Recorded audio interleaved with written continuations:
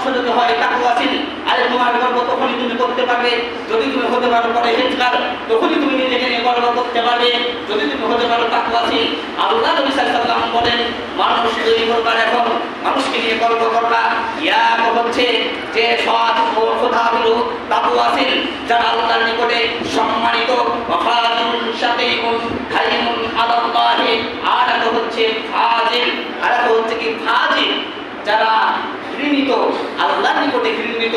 ফাজিল যারা মনে করেন যে বাবা তার পাপের কাজ করে, যারা মানুষের মাঝে মন্দ প্রচারণা করে, এরা এক প্রকার হচ্ছে আল্লাহর নিকটে তারা হচ্ছে ঘৃণিত।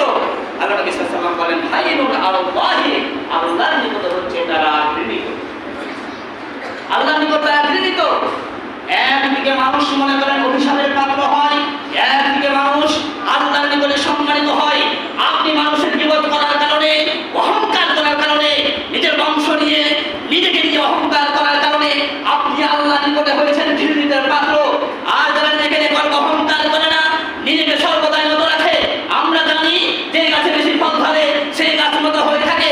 আরে যারা কত আদর্শ ভালো, যে বেশি তাকওয়াশীল, সর্বদাই পথে চলে, রাস্তায় চলে, মানুষের সাথে কথা বলে, মানুষের সাথে কথা বলার সময় নম্র ভদ্রতা বজায় রেখে কথা বলে। আর যারা অহংকারী, যাদের বুদ্ধি কম, যারা নির্বল, যারা বোকা, এরা অহংকার নিয়ে কথা বলে, মানুষকে তাচ্ছিল্য করে, বংশকে নিয়ে তাচ্ছিল্য করে, বংশকে তারা ঘৃণা করে।